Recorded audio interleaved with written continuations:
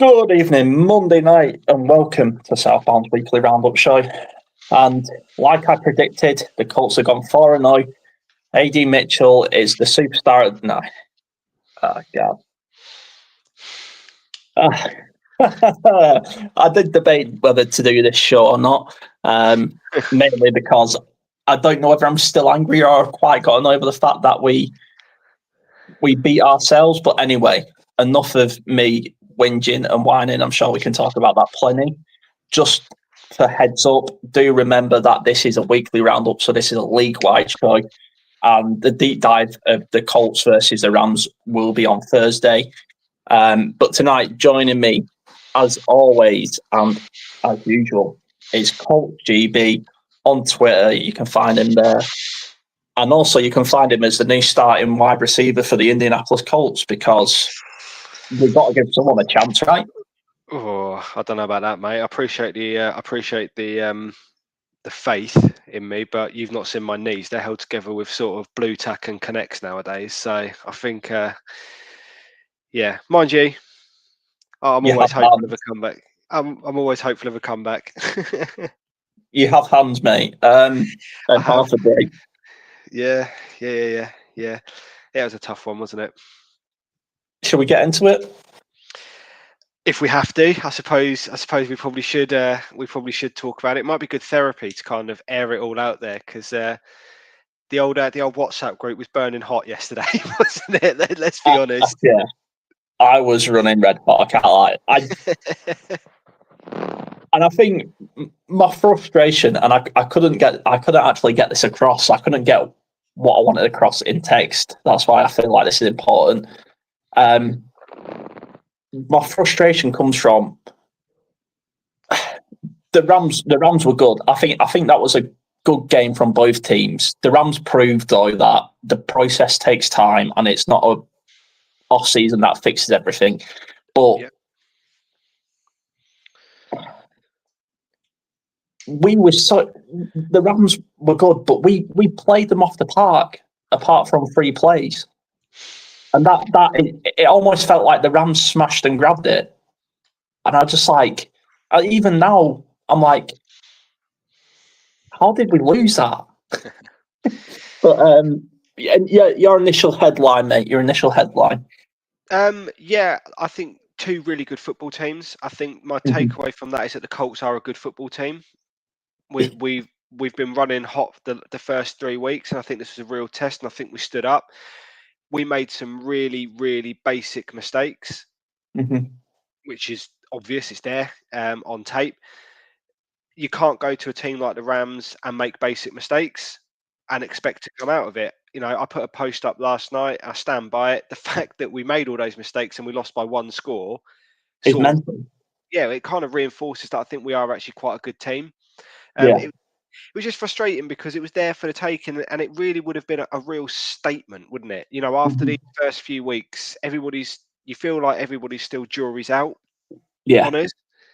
So if we could have gone away to the Rams and won, I mean, that would have been huge in more ways than one, obviously, but it would have been a real statement. So I think my underlying emotion is more frustration than anything. You know, we haven't been sort of steamrolled, have we? We haven't been outplayed. We've gone toe to toe with a team I fully expect to be there come the business end of the season. Yeah. And yeah, we've just, I don't know. It reminded me. You remember? Do you ever used to watch Simpsons? Yeah. Do you know that bit where Sideshow Bob's just walking around, standing on rakes, and they just keep smacking him in the face, like just walking around in circles? That's kind of what I think. Like you just think about it, you think, yeah, we just couldn't get out of our own way. Like it's just a huge amount of frustration. But that being said, credit where it's due. The Rams are a really good football team. Let's look at the good. So I want to look at the good for both teams because I think this was a really good test for the Colts. And yes, there was good. The Colts did some good, right? It wasn't all bad. It's just the bad we did cost us. First of all, the trench battle on both sides of the ball, I thought was epic. I thought truly was if you want to see what investing in trench warfare gets you, it's that. Like, I can't really think. I don't want to go into it too deeply, like I say, because we can break this down on Thursday. But I thought Latu phenomenal. My one pick with it, my one gripe with it is you can't rush 4 against Stafford. You can't give Matthew Stafford more than 3 seconds in the pocket. You just can't. And as good as you want your pass rushers to be, if you're only rushing 4, it's going to be less successful than more successful. But my standout from the game was the trench warfare battle. Yeah, I think there's one play in particular that sticks out. I'll admit I haven't watched the game back yet. I've watched it last night, obviously. I haven't watched it back. Yeah.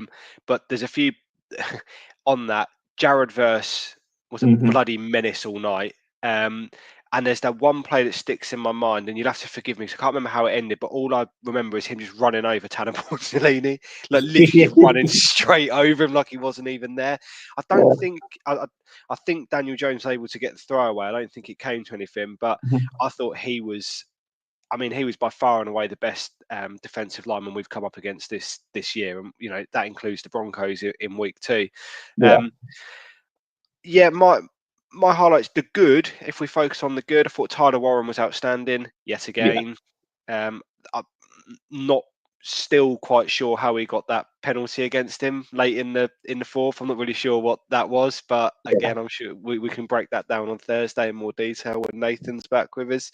Thought Warren was good.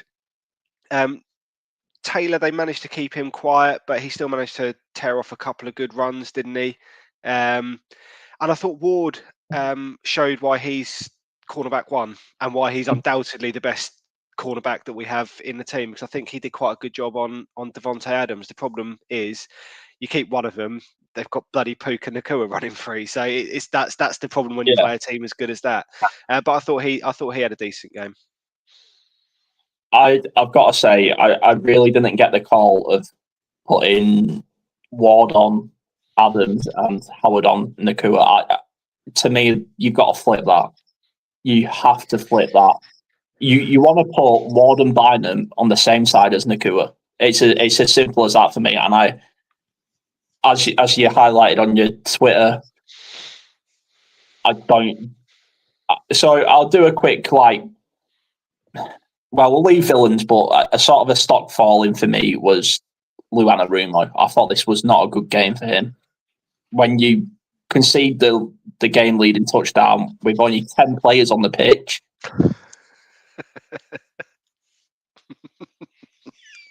I think that for me is a fundamental and a coaching problem. That's not a player problem. And no. I thought I did think Blackman was unlucky to slip. If he doesn't slip, that probably doesn't come to that. And man, maybe I just used all my luck up in the earlier soccer game, but I won't say much more on that. But let's talk about the ugly then, about the Colts and the Broncos. One last good, Rigoberto Sanchez, best punter in the league. Yeah, he's had a nice rest, hasn't he? You can see he's well rested. Well rested. Yeah, definitely. The ugly, AD Mitchell, he was, for me, he just made 2 mistakes. It can happen. I think, personally, Shane Steichen has not protected him.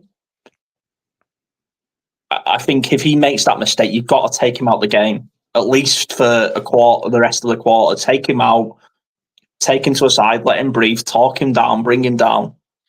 You didn't. You kept him in the game and ultimately cost us. But again, he's not a rookie, but he's young. He's playing high, adrenaline high. I'm not going to pile on now. I've had my chance to rant and rave about him, but I'm not going to pile on. I just know he had a bet on us to go 16-1, and that's obviously why he's done it. But you're ugly, mate. You're sort of like ugliness. I think it was the penalties, to be honest with you. Again. Penalties, and just sloppy. We haven't turned the ball over all year. The second Mhm. inception, I think, is less. We're chasing the game in the last sort of minute You or can so, and understand it. 100%. The Yeah. first one was a bit of a killer. First drive, I think DJ slightly underthrew it. Mitchell Mhm. potentially was maybe a little bit slow getting out, and whatever. It never sets the scene well when you throw the ball away on your first drive. That was a killer. But the penalties. So it was our worst game of the year for penalties. 11 penalties for 88 yards. I think that was the killer. The penalty to call back Jonathan Taylor's unbelievable touchdown run. Mhm. I couldn't celebrate that too much because I saw the flag go in. So Yeah, I did. I saw the flag go, and I thought, you just know this is going to be on us. It's just one of those days where it's not going to be. Do you know what I mean? It's not going to be in our Yeah. favour. So yeah, for me, look, you covered the AD bit. It is what it is. He's made mistakes, but for me, I think the team, penalties, turnovers, the 10 players is just. I think that's the unforgivable bit for me, Mhm. because that's a coaching. Do you know what I mean? Like, look, coaches put players on the pitch. Players will make mistakes because they're human beings at the end of the day. Yeah. As soon as you step over that white line, whatever sport you're going to play, whether you play football, basketball, tennis, you have to accept that at some point you're going to cock up. That's just the way that life is. And there's no Yeah. hiding place if you do. And sometimes it's how you bounce back from those mistakes that really separates the good from the great to the elite. Yeah. But the coach's job, is to obviously set your team up as best you can. We had the Rams pinned inside their own 10-yard line, I think. Yeah. And Stafford just went, pop, straight over the top, gone. Reminded me of that Texans game a few years back. I think CJ Stroud did something similar to us. I think we might have had 11 players on the pitch, but you could have had 20 players on the pitch when Gus Bradley's running your defense. It didn't make a difference. But yeah, I think it was the sloppy sort of football. I think we messaged a couple of times yesterday, didn't we, in our Yeah. group, and Colts need to settle down here. Like, we just seem to be a bit rushed and panicky, and just it almost a bit like overwhelmed. Do you know what I Yeah. mean? And it was like, just relax and play the football you've been playing. We'll be fine. It was like all of a sudden everyone went, "Oh shit, we're a good football team." Yeah, What the fuck? yeah. It's like, oh my god, there's pressure. We're in LA. The lights are Yeah. on us. Everybody's watching. What do we do? Yeah. It's like, relax, like, and just play your Yeah. stuff. So I think, as we've said, the game was there to be won. We didn't win it.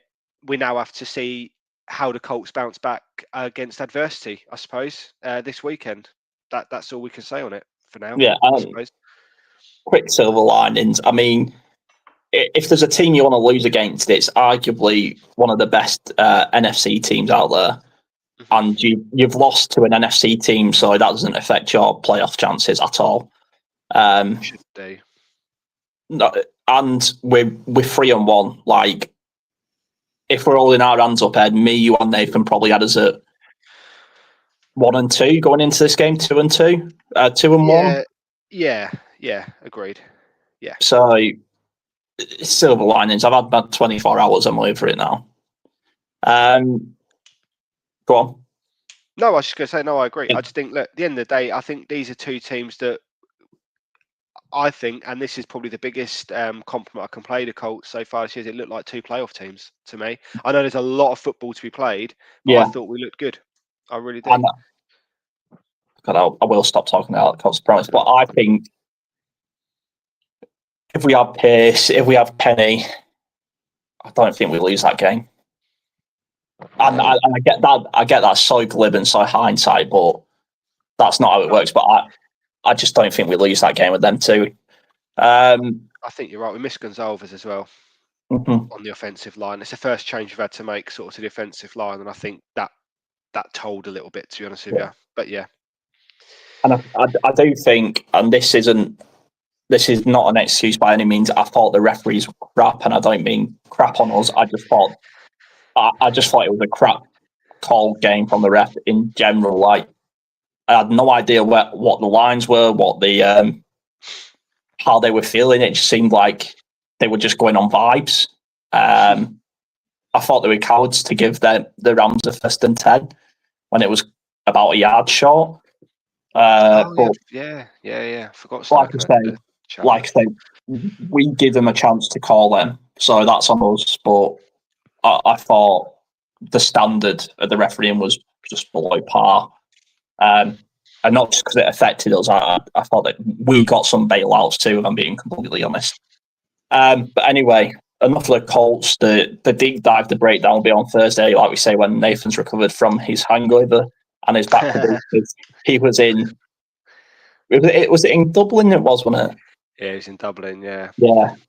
Watching the Pittsburgh Steelers versus the Vikings. Yeah. But anyway, on to games to highlight. This section of this. This section of the show is we've looked at the games over the weekend, maybe watched the highlights, had a look at the box scores, and we just pick out oddities, ones we've seen, like crazy games. And because Ed, you've done me the favour of coming on, I'll let you go first. Oh, thanks, mate. So I'm going to start with the other AFC South NFC West matchup. The Jags beating the Niners in San Francisco, which didn't help my mood last night, if I'm being honest with you. Could have done with the Niners. Getting over the line with that one. But yeah, 26-21. That's a good win for the Jags, going on the road to San Francisco and winning there. That's a good win. Their running game was really good. And they picked Brock Purdy off twice when I watched it back. And the Niners, they hung around, but it looked to me like the Jags were kind of dominating. Although when I look back at the box score, the Niners actually had more total yards, more yards per play, more first downs, more sacks. They punted less. The only thing the Jags beat them on was penalties, which they need to cut out. They're 3-1, and I was looking back thinking they're 3-1, but they conceivably could be 4-0 because the team they lost to was the Bengals when the game when Joe Burrow done his toe. And I'm not sure how they lost that game, to be honest. I don't think they know how they lost that game. But the Jags are suddenly 3-1 and looking like a good football team. And they've got is it Bashal, Tutin and ETN. They've got a very good running back duo. And as we know, our run defense isn't the greatest. So it does concern me a little bit when I see them going. But yeah, unfortunately, mate, that was a good win for the Jags and did not do wonders for my mood last night. I'll be honest with you. We've got a comment here from Lindsay. Actually, Lindsay, thanks for joining us. Welcome. This is Southbound. Appreciate it. Dreading the away game versus. Yeah, I hear you, Lindsay. Thanks for joining. Thanks for joining us. Yeah, you're right. You know, it's getting to the point now where we're best off just giving them. I was getting to what we should just go. Jags week 1, then we can get 2 curses out of the way and just start every year 0-1, and then we can just start from there. Just don't play. Just start 0-1. But we've beaten one curse this year, Lindsay. You know, we won week 1, didn't we? So let's see. But yeah, their run game. Yeah, I'm going to see them in a couple of weeks against the Rams. So I'll report back. I'll report back when I've seen them. I do think I know what you're saying. I just think with the Jaguars, and maybe this is just my Colts tinted glasses, it's not sustainable the way they play, the way they're winning games, if that makes sense. And it's a little bit different, but if you have a team that's winning games in any sport, but you don't quite know how you're winning, that's not good. Because, like you say, but who cares if they go on to win the Super Bowl? Are they going to care about how they won it? Yeah, I don't know if they're quite there, but I just they all of a sudden we're both 3-1. Do you know what I mean? Like out of nowhere, it's like our amazing start, and they're right there with us. And I was just a bit like, how? Like because and that's not. I'm not being disrespectful. I'm just like I'm not really sure what they are yet. I just don't know what they are yet, and they're there with us. So that's and to your point there about you're winning games and you're not sure how. But they're winning the games, and I think that's the concerning bit. And like I say, they conceivably could have been 4-0 because I don't know how they lost to the Bengals. I don't think they know how they lost to the Bengals. But yeah, anyway, enough of the Jags. Move on quickly, please. So I'm gonna I've got 2 games I want to look at. Yeah, go for it, man. Potentially 3, but I'll try and keep it quick, I promise. So the first one, I just want to shout this out quickly. Chiefs 37, Ravens 20. And I said when the Chiefs were 4-2, and I looked at their schedule, I like they're going 4-0 in their next 4 games. And this is what happens every year. You know, people just forget like how good Andy Reid, Patrick Mahomes, and the Chiefs are. Like, I know you hate them. I hate them too, but you can't just say they're not good because they lost a good week 1 game in Brazil, was it? Mm. And then Yeah. then did they have to come back and play the Bills or I can't remember who played week 2. No, it was the Eagles. the Week 2, Eagles? wasn't Yeah. it? So they had to come back and then play the reigning Super Bowl champions. Like any team would be lucky to be 1-1 out of that. Mm-hmm. The next one is the other AFC South game. Oh. I'm glad you're talking about it because it saves me having to. Right, just no matter how bad your day's going, the Titans are always going to be fucking arse. Apologies for the language, but no. 26-0 to the Texans. And I just want to say this, right? What Cam Ward is doing on the podium is a lot worse than what Anthony Richardson did by tapping out of a game. A lot worse. Like, you can come out and say we need to be better, we need to work it. But if I'm your teammate and you come out and just say, "Oh, we've been arse," I'll be like, "Who the fuck are you? You're the quarterback, mate, and you scored nothing." I think we could quickly see Cam Ward traded out of the AFC, hopefully. But don't know about that, but I think their head coach is on he's got boiling hot seat. Yeah, it's a boiling hot seat because his play calling against us was atrocious, and the Texans haven't even been that good. The Texans haven't even been that good this year, and you couldn't even put up. I mean, I'm almost embarrassed that they scored 20 odd points against us now. Like, do you know what I mean? Like, that was awful. And then the last game, because I think we have to talk about this. Like, go on. It's would you rather lose a game 20-27 or draw a game 40-40 in overtime? Wow, what a game. That's what happened so the Packers were at AT&T Stadium in Dallas. I believe it's the AT&T Stadium. Yeah. Up against Cowboys, Micah Parsons back in Dallas. And the game went to overtime, 40-40. Now, I'm just getting, first of all, what a game. I'd be fuming. I'd be fuming if we drew that. I'd rather lose. No, I wouldn't, but you know what I'm saying? I know what you mean, yeah. But just quickly, both Dak Prescott, 31-40 attempts, 319 free TDs. Jordan Love, 31-43 attempts, 337 yards, 3 TDs. Javonte Williams rushed for 85 yards and 1 TD. Josh Jacobs, 86 yards, 2 TDs. And the box scores. No, this is crazy. So between them, over 900 yards total offense. Wow. Over 630 yards passing. This is between the teams. It's a hell of a stat line for somebody otherwise. Yeah. This is over 280 yards rushing. Average per play is 6.5 to 6.2. Wow. Okay. Like I'm an offensive guy more than anyone, but where was the defense at all? Well, their best defensive player had been traded to Green Bay, hasn't he? So that's where Dallas's problem is. They had probably one of the best game wreckers in the whole of the National Football League, and he came back in a different uniform. Did you see his tackle on Dak Prescott? I've not seen the actual tackle. I've not had a chance to watch it, but I've seen like the comments afterwards. Yeah, Prescott was in for a score in overtime, and touchdown wins the game. Yeah. Parsons has just chased him and just it was brilliant. I mean, well, again, that's why you pay him all that money, I suppose, for moments like that. But yeah, what a game! What a game!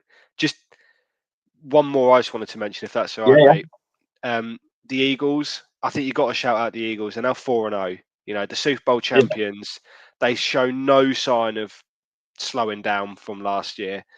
They've gone to a really tough place in Tampa, and a tough place for them as well. I think they've lost their last. I know they definitely lost a playoff game there a couple of years ago, and I think they've Mhm. struggled down in Tampa. So it's a Yeah. big game for them, and all sides of the ball turn up for them again. They got a blocked punt return for a touchdown. Jalen Hurts is playing at a really, really high level. Mhm. One player I did want to call out because he was somebody that we spoke about pre-draft who ended up with the Eagles. Jihad Campbell came up with an interception, which I thought was quite Well, cool. the linebacker. Yeah, I know. What's one of them? Um, we could. I mean, look, I'm more than happy we got Tyler Warren. Don't get me wrong. Yeah, I yeah, wouldn't swap yeah, Tyler Warren yeah. for anybody. But Jihad Campbell was a player that I personally, if we couldn't have got Tyler Warren, which I thought was likely, Yeah. Jihad Campbell was somebody I wouldn't have minded. But yeah, to go 4-0. They just raced out of the traps, and Saquon Barkley again was relatively quiet. Um, Mhm. and they still find a way to win. And that's what the best teams do. They just find ways to win. And I think the Eagles are going to take a lot of stopping this year. Yeah. Even if AJ Brown is starting to get a little bit commenty, shall we say, about his lack of receptions. But look, your team's winning, mate. At the end of the day, your team's winning. Yeah, and this I think maybe a bit for Thursday, but this is the clash of cultures. I think between Europe and America, because American sports is very single player orientated in the awards, the rewards, the contracts. Whereas if you sort of talk like that over here and you played for Brighton, no offense to Brighton, like No, I know what you're saying. and you are not, you're not Lamine Yamal, or you're not one of the star players, then okay, we'll just bench you. Yeah. If you want to throw your toys out your pram, go and play for the under-21s against Burnley on a Wednesday night. Yeah, it is. You're right. There is a difference in mentality. It's about it, yeah. But I just think, look, at the end of the day, the Eagles, they're 4-0. They look as Yeah, good wow. as they did last year. You know, I mean, the Bucks did get after them a bit. I thought Ibuka had another good game. He looks like a real Mhm. player, by the way, a Yeah, real player. And Bucky Irvin had a good game as well, receiving as well as rushing. I do think their secondary for the Eagles potentially is where their issues may lie, but you know, you're looking at such minor sort of chinks in their armor. They look like such a good team, man. Like they really do. I'm glad we're not playing them this year, unless we get to the Super Bowl. oh, Which could that's still happen. written in the stars, isn't it? Shane Steichen versus Sirianni, Colts versus Eagles. Yeah, no, don't say that. I'll Daniel, take it, but yeah, Danny Daniel, Jones, that's a big time. yeah, against NFC Sorry, East opponent. Indiana Jones now was with me. I was calling. Yes, Indiana Jones. Yeah. So just before we move on to our last section of the show, because like we say, the Monday show is a bit shorter and it's more of just the don't want to say first take, but emotional analysis rather than any decent analysis. Please subscribe. Like I say, Lindsay, thanks for joining tonight. It makes it better when people are watching and commenting, and it's Yeah, not just me whinging about our defense. But on to the last part of the show. So the last part of the show combines two. That's heroes and villains, and your play of the week or thing of the week. It could be something that happened in the stands, could be something a coach did, it could be somebody tackling a coach on the sideline, like I believe happened in college football over the weekend. So yeah, I'm gonna go first, and I think we need to get it out the way. go on. Villain of the week. It would be easy to pile on here, right? It'd be easy to pile on, but I don't want to because I think what you said earlier about the coaches have got to set up the players, and players make mistakes. The villain of the week has to be Shane Steichen for me. Oh, okay. And I put it down to game management and man management were just not up to scratch for. It was, for me, it's up to him to calm Daniel Jones down. It's up to him to just calm AD Mitchell down, take him out of the game, relax him. And I know there's all sorts of ways of looking at it, but I think not calling a timeout when Stafford was marching down the field, I think it was the last couple of minutes of the second, maybe the first, essentially just marching down the field at will, and your defense is like crying out, screaming out for help, and you just don't call a timeout. Burn the first timeout is essentially useless anyway, unless you're playing in 2-minute drill. Just call the timeout, and I think we can look at the individual mistakes, of course, but I think the responsibility for me lies on Shane, who is now in his third year as our head coach. Yeah. And I'm still seeing year one mistakes from him. That's my tweak. What about you? For villain, so I've got two. One's more of a joke. The other one is more serious. Just on that, Matty Stafford, his no huddle sort of march that killed us, didn't it? Let's be absolutely, it was unreal.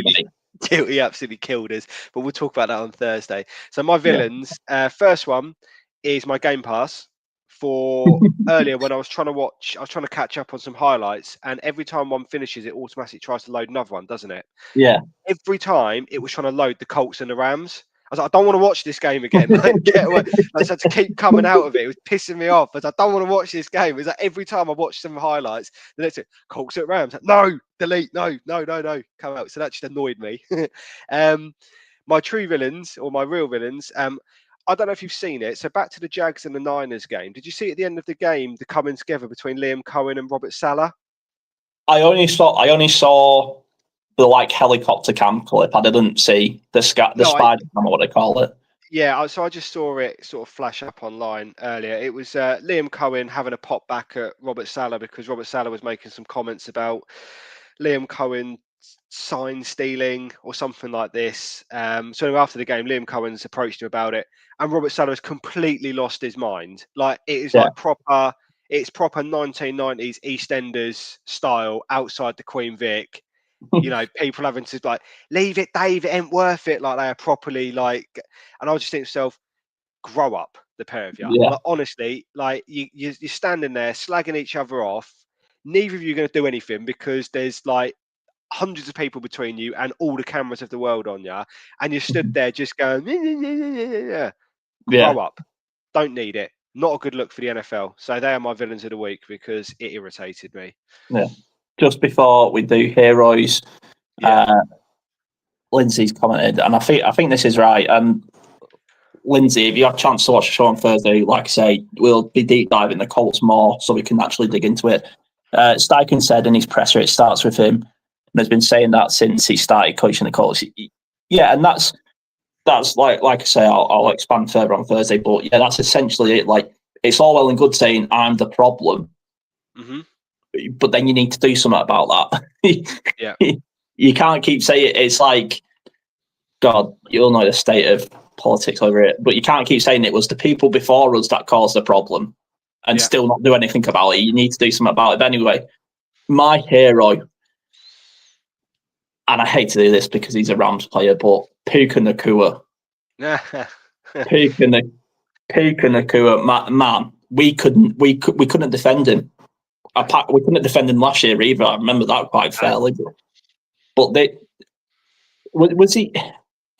Correct me if I'm wrong, but he was a late round pick when he was fifth round pick. And he is playing. He's playing the best wide receiver in the league. I think is fair to say. He's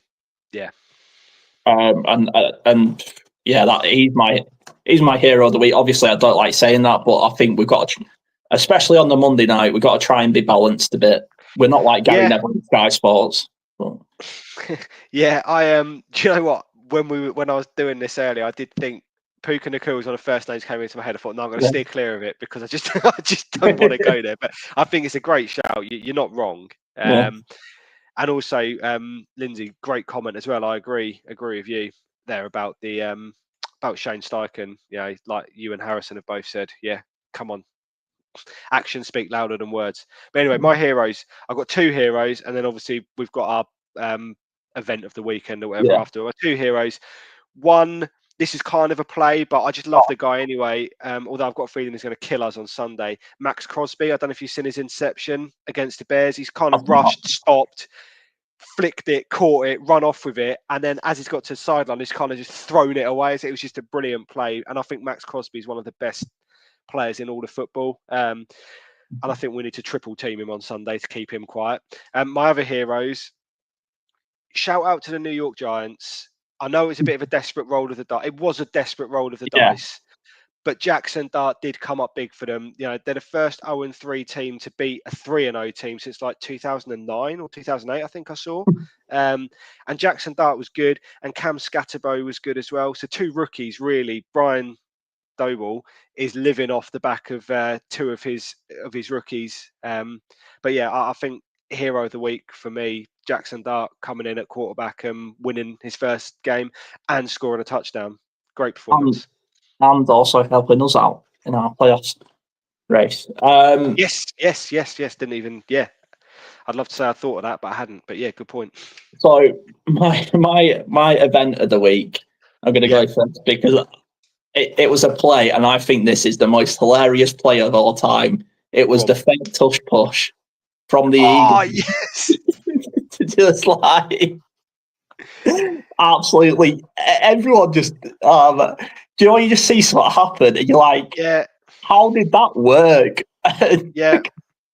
And I think the narrative surrounding the tush push is fucking hilarious, right? Because they're taking every inch. Of course they are. That's what you do as you take every advantage. And if I won the Super Bowl by tush pushing every single offensive snap, I wouldn't care. 100%. So just line up for it, sell it so hard and fake it. And I think they got a touchdown off it, didn't they? Yeah, Barkley, yeah.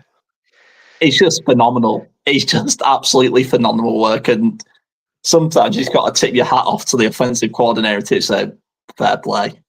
Fair play, you naughty boy. Mate, I'm with you. I'd written down exactly the same thing as my event. The fake tush push was amazing.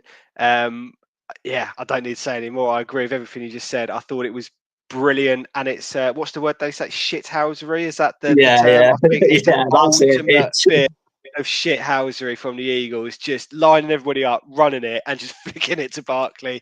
I thought it was great. Did you see the other play they did at the end of the game? I think there was a slight mismatch with them being able to run the clock down and sort of kneel it out. So that the last play, they got their punter to just turn and run back to his own end zone to concede a safety because there's like 3-4 seconds left. So the last play of that game is literally their.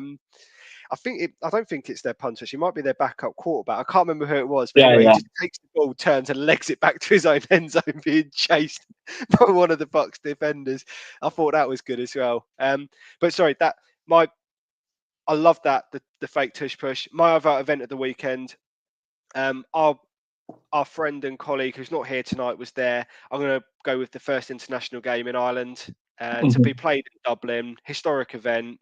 Looked like it was a great event. Looks like everybody had a great time and glad to see it all went off. So yeah, I'll go with that.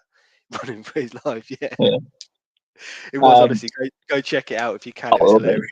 It was hilarious. But yeah, the international game in Ireland, I thought that was a cool. Nice to see the NFL spreading even further. Yeah. So that's it for tonight's show. It's been a pleasure. Like I say, thanks to Lindsay and others for joining. Do subscribe and do join us because it just makes it funner. It makes it more entertaining for everyone when there's interaction between us and you lot because, like Ed just said, the NFL community is growing and growing fast. We do appreciate it. We really do appreciate it. So thanks, Lindsay. Appreciate it. Yeah. And join us on Thursday at 9:05 when we, like I say, Nathan will be back. We can deep dive the Colts and the Rams a bit more, and we can look ahead to Sunday as the Colts go 4-1. See you all later.